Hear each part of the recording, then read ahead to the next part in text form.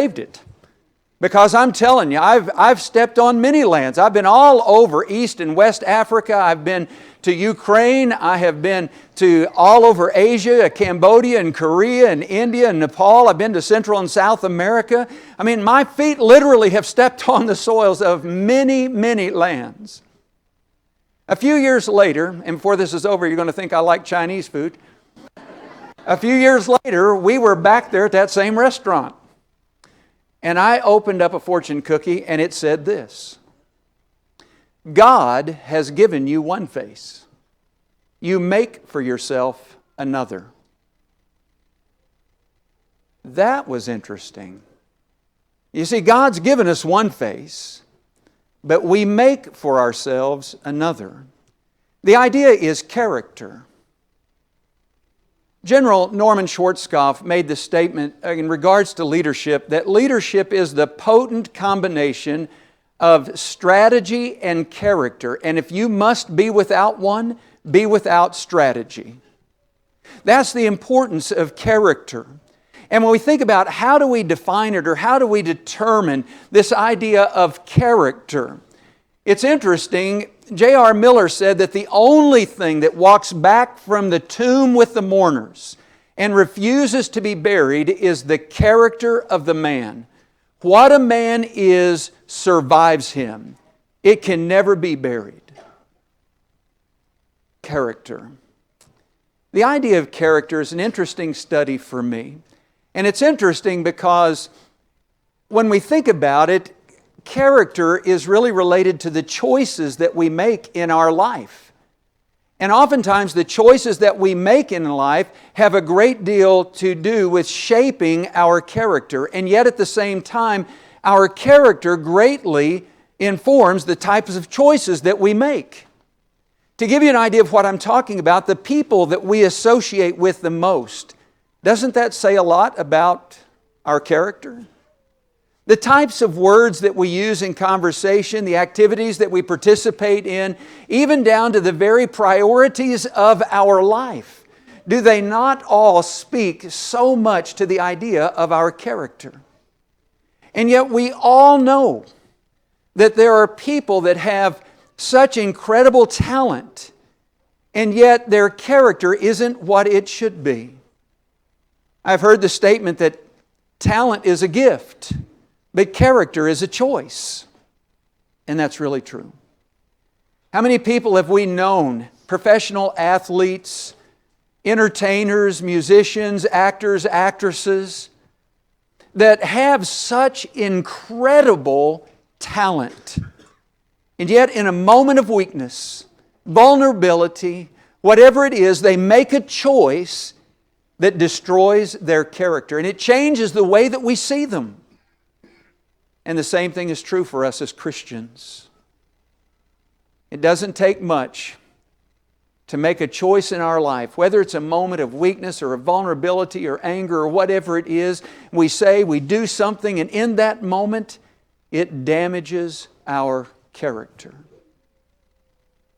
The Bible also speaks a great deal about character. In fact, if you have your Bibles and would, let's open up to the book of Psalms. Particularly, let's look at Psalm 15. Psalm 15. We're not going to look at the whole psalm. It's not very long, 5 verses. But we're going to focus on the first 2 verses of this psalm, Psalm 15, because here David reveals to us something very important about this idea of character. In verse 1, it begins by asking what many refer to as 2 questions. O Lord, who may abide in your tent, and who may dwell on your holy hill? Now, in the original language, there's what's called a Hebraism. It's the idea of saying 2 different things that really mean the same thing. And for the longest time, I used to think that's what's going on here. David is just simply asking 2 different questions that mean exactly the same thing. And then when I began to look at the words here, that's not what's going on. O Lord, who may abide in your tent? That word abide has to do with entering. It has to do with really just stepping into. But then he says, and who may dwell on your holy hill. That word dwell has to do with staying. So it's not just who is the one who can walk into the tent, but it's who is it that's going to be able to stay. And it has to do with the character of the individual. And he answers the question for us in verse 2.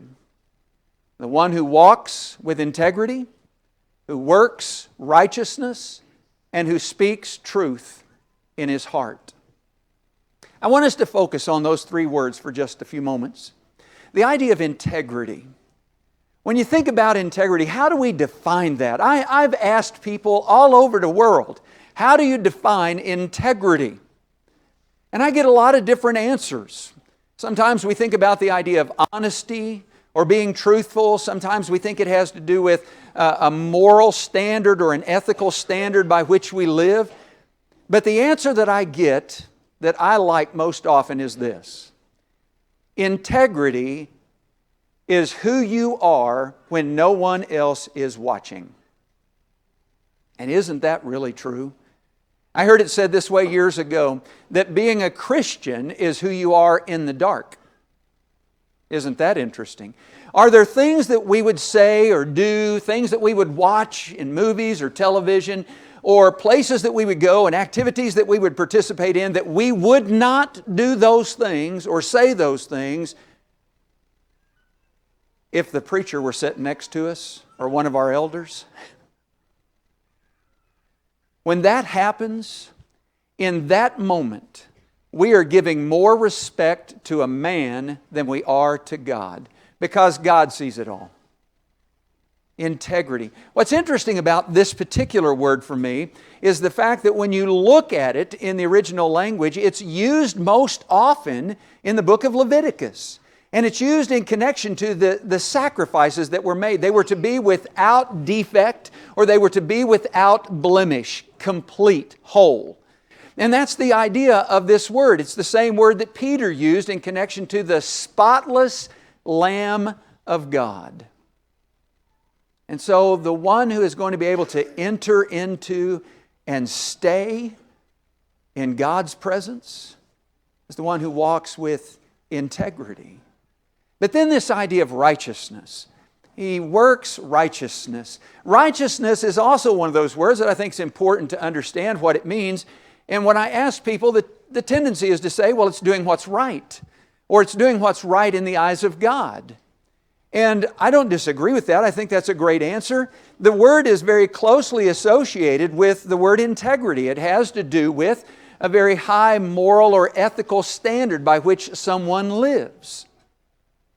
But I want to share with you something that maybe will give you something to think about a little more deeply in regards to this particular word and why David uses it in the way that he does. In the Old Testament and in the New Testament, this word that is translated righteous or righteousness is also translated as just or justice. And it had to do with not just the relationship of God with His people, but it had to do with the way that God instructed His people to treat others who were less fortunate. In fact, Israel was instructed that when they harvested their crops in their fields, that they were to leave the outer edges and anything that fell off. They were to leave that for the poor, the orphan, the widow, and the stranger in the land. That was God's justice. He was going to take care of those who were less fortunate, and He did that through His people. And any time we find in the Old Testament that Israel did not do that, then God punished them. Now, I want you to think about something in the New Testament in regards to this word, because in the New Testament it is translated most often as righteous or righteousness.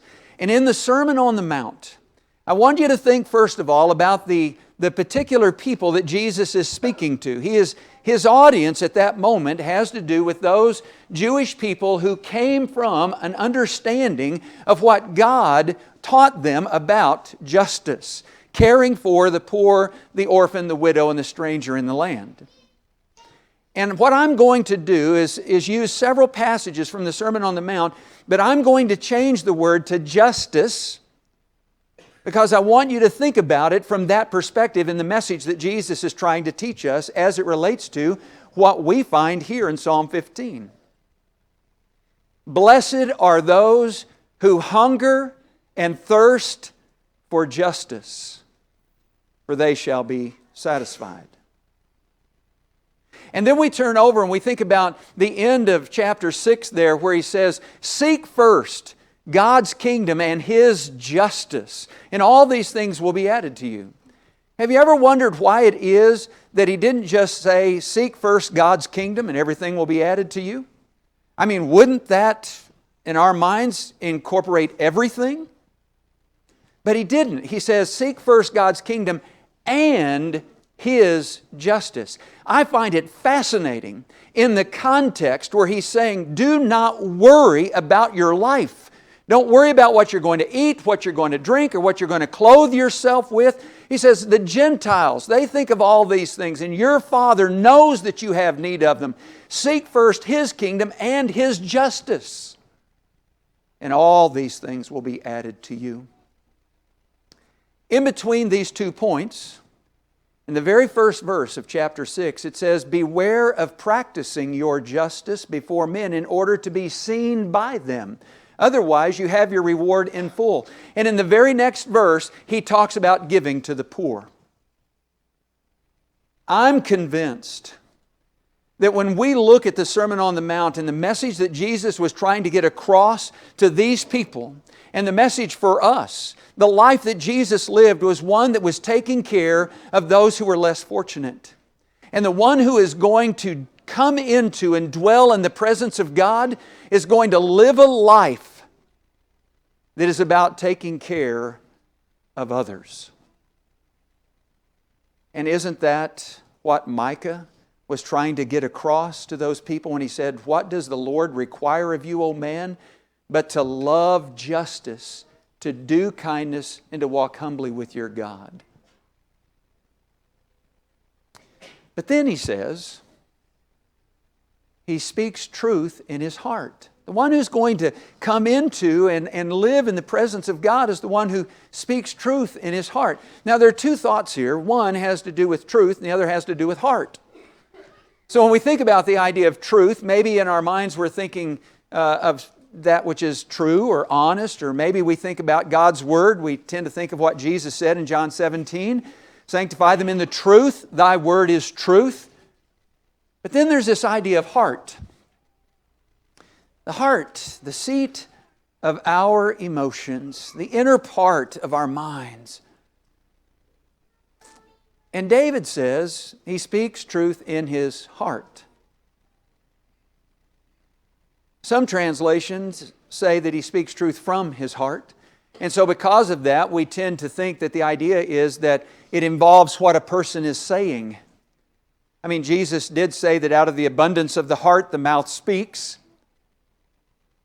But I don't think that's what David's talking about here. He speaks truth in his heart. And here's why I think that. We've spent the last few minutes talking about these 3 words: integrity, righteousness, and truth. And having studied this particular verse, those are not the 3 most important words in that verse. The 3 most important words in that verse are walks, works, and speaks. And I say that because in the original language they are known as noun-verb participles. And what that means is they function as both a noun and a verb at the same time. So what David is trying to tell us is that the individual who's going to walk into and stay in the presence of God is not just somebody that's about what they do, it's about who they are on the inside. That's the character of the individual. You see, a lot of people can do the actions, but inside their heart is corrupt and filled with evil. I mean, my dad used to tell me, you can fool some of the people some of the time, and maybe fool some of the people a lot of the time. You might even fool a lot of the people most of the time, and even if you could fool all of the people all of the time, you can never fool God. God knows your heart. So when we think about this idea of character, I think this is a great place for us to understand the type of character that God is looking for. And if we were going to summarize this verse in one word, it would be trustworthy. It's a trustworthy character. Now, I'll tell you about something that happened to me years ago. I don't even remember how long ago it was now, but it was long enough ago for you football fans that Houston Nutt was the head football coach of the Arkansas Razorbacks. Go Boise! No, sorry. This guy, is it Boise State I need to be saying instead? Okay. I just need to know. I don't. The idea is that I was visiting a Chamber of Commerce banquet, and Houston Nutt was speaking.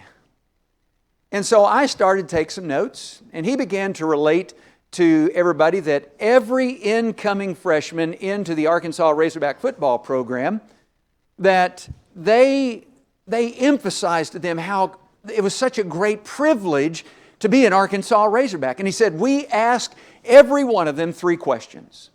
First question is, can I trust you? Can I trust you to go to class? Can I trust you to do the work that your professors assign? Can I trust you to be at practice? Can I trust you?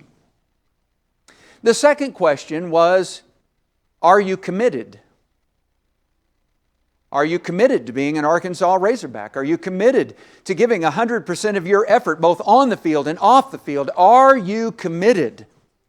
When he asked the third question, I don't know what he said after that because I quit listening, because I was taking notes so fast and I was making such a different application than where he was headed with it. But the third question was, do you care? In my mind, I thought, if you take a group of people that you can trust, who are committed to the cause, and who care, you can change the world. In fact, it's those people who do. But I want us to focus for just a second on that first question. Can I trust you? All my life, I've heard lessons, and I understand, I get it.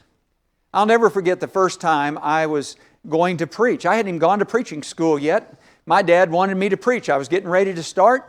And so I'm sitting on the front row getting ready to stand before a group about this size, largest group I'd ever stood in front of. And I guess I was a little fidgety, and Dad said, are you nervous? All I could think was, yep. I was scared to death. So he took his Bible out and he opened it up to Proverbs 3.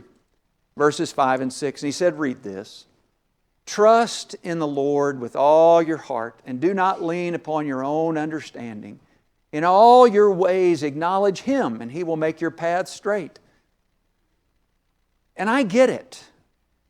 We need to put our complete and total trust in God. But that's not the question. The question is, can God trust us? Have you ever thought about it from that perspective? Paul tells us in 1 Corinthians 4 that we are stewards of the mysteries of God, and it is required of us as stewards that we be found trustworthy. Worthy of God's trust. I ask that in prayer every day. That God would help me live my life in a way that is worthy of His trust. And I think, can God trust me to be a good student of His Word? Can God trust me to reach out to those who are outside of Christ and bring them into a relationship with Him? To be the salt and the light? Can God trust me to love His church? Can God trust me to be the leader that He wants me to be, that He's prepared me to be? Can God trust me to make the right choices in my life when it comes to the development of my character? Can God trust you? Can He trust me? Usually when I do a lesson, I try to give an application And usually I try to just focus on one, because one's enough to handle for anybody. But this one kind of has three parts to it, and I think you'll understand as I go through it, about how we can improve our character to be more trustworthy. The first is what I simply call the 10-10-10 principle. I got that from a book by that title, the 10-10-10 principle.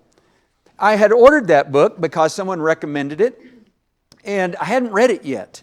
But I had kind of done the cliff notes, you know. You read the back of the book and you read the outline and you just kind of get an idea of what this is all about. And the idea behind it is simply this. Before we make choices in our life, we have to ask, can I live with this choice 10 minutes from now, 10 months from now, and can I live with it 10 years from now?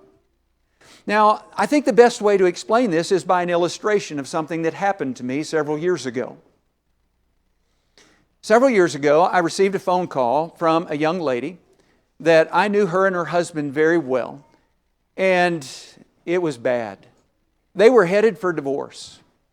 She wanted to know if I would meet with them, and so I agreed to do so. And so we're sitting there and I'm listening to them as they're talking back and forth and trying to figure out all the problems. There was no infidelity. No one had been unfaithful to the other sexually. They just couldn't get along. And they were fighting all the time. And so I asked if I could speak with him for just a few moments. And so she left the room. And so I'm talking to him and I thought, now's as good a time as any to try this thing out. I don't even know what the book teaches, but I'm going to try this theory. And so I asked him, I said, can you live with this decision 10 minutes from now? Can you live with it 10 months from now? And can you live with it 10 years from now? I said, I think I know you well enough that you're mad. You're really mad.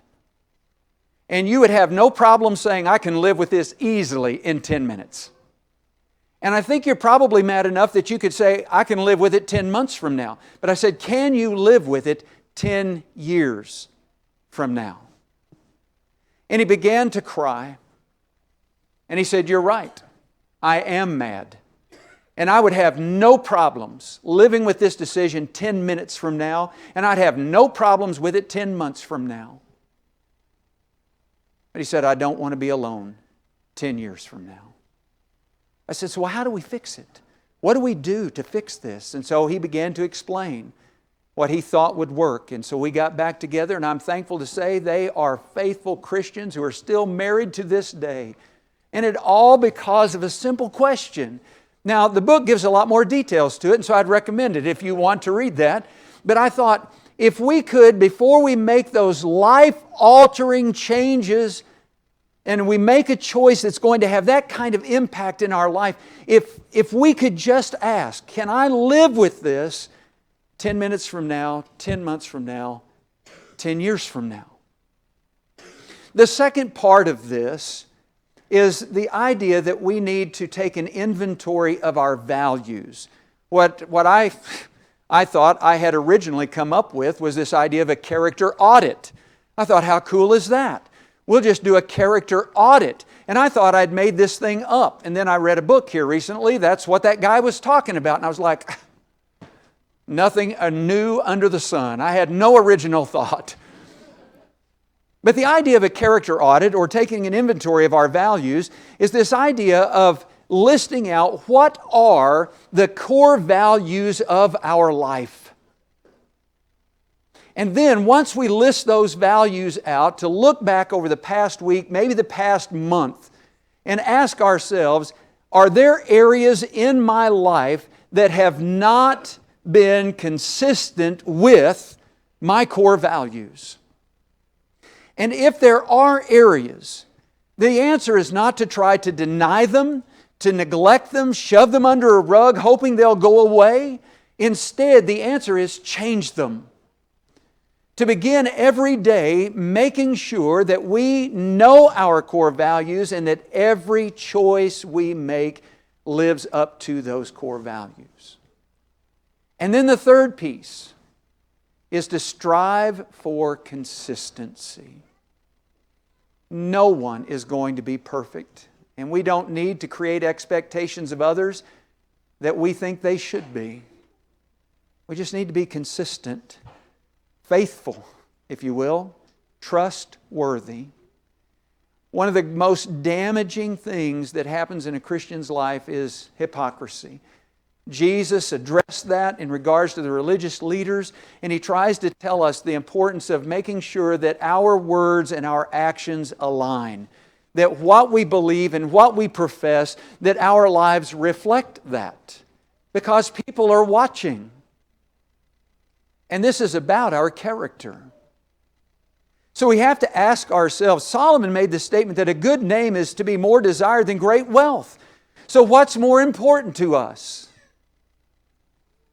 Our character or money?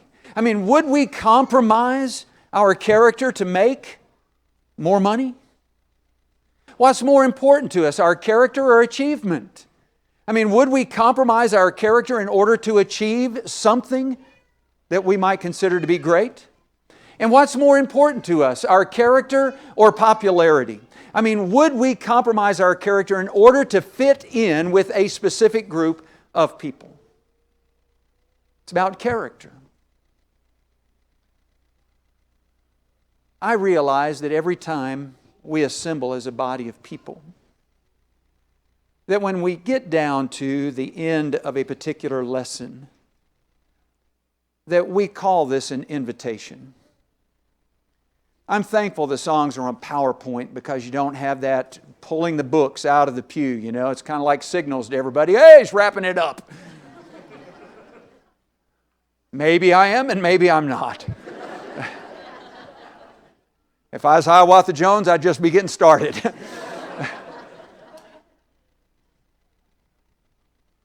I don't like to refer to this as an invitation, and even though that's what it is. But especially as we're thinking about this idea of character, this is really about a decision. It's decision time. It's a choice that every single person in this room is going to make at this moment. Because as you think about the type of character that can step into God's tent and stay and dwell with Him, it's about a choice that we make to have the kind of character that walks with integrity, works righteousness, and speaks truth in their heart. The challenge of being a visiting speaker is that I don't know hardly any of you. I don't know your heart. You do.